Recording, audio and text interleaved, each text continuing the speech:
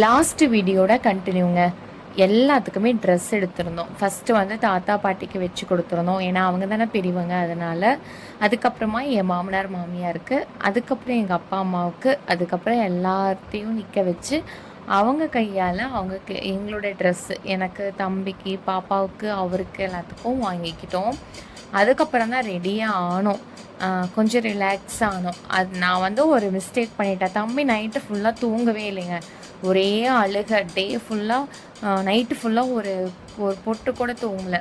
5 o'clock ஆட்டோமேட்டிக்காக தூங்கிட்டான். நான் குளிச்சுட்டு தொட்டலை போட்டிருந்தேன் அப்படின்னா அவனையும் ஃப்ரீயாக கிளப்பியிருக்கலாம். நான் என்ன நினச்சிட்டேன், இன்னாத்துக்கு எப்படி குளிக்க வைக்கிறது அப்படின்னு கொஞ்சம் ஒரு பதட்டமாக இருந்துச்சு. அதனால் சரி தூங்கிட்டு போகிறான்னு விட்டுட்டோம்.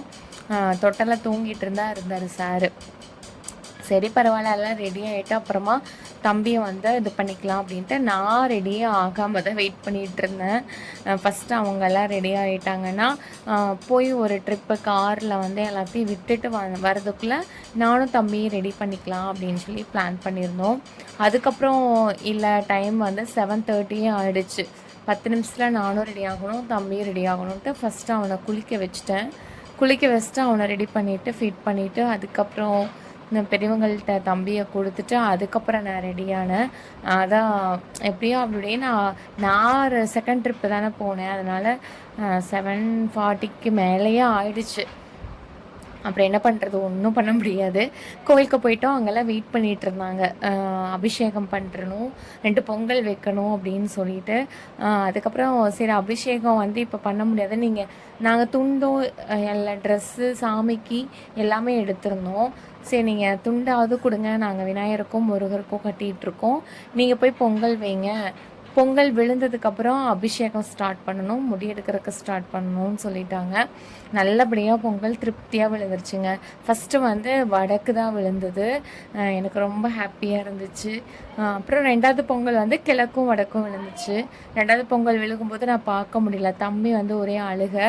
அதனால் அவனை பார்த்துட்டு இருந்தேன். சரி ஓகே, திருப்தியாக ஒரு பொங்கலாச்சு பார்த்தமேன்னு சொல்லி சந்தோஷத்தில் ஒரே நாளில் எல்லா ஃபங்க்ஷனும் வச்சதுனால இங்கிட்டு அங்கிட்டு போகவே முடியல. எல்லாருமே மோஸ்ட் ஆஃப் வந்துட்டாங்க கோவிலுக்கே. அதனால் அப்புறம் முடி எடுத்துக்கலாம் அப்படின்னு பார்த்தா அவன் ஜாலியாக மண்ணு குளித்து விளையாண்டுருந்தாங்க. கொஞ்சோண்டு ஒரு பிட் இருக்கும்ல தலையில், காதுகிட்ட கொஞ்சம் முடி, இந்த காதுகிட்ட கொஞ்சம் முடி இருக்கும்போது தான் பயங்கரமாக அழுக ஆரம்பிச்சிட்டான். ஏன்னா அவனுக்கு தூக்கம் கண்ட்ரோல் பண்ண முடியல. அதுக்கப்புறம் என் தாத்தாவும் கம்முன்னு இருக்காமல் ஏதோ பேச ஆரம்பிச்சிட்டாரு. அவனை அப்படியே விட்டுருந்தா முடி எடுத்துருக்கலாம்.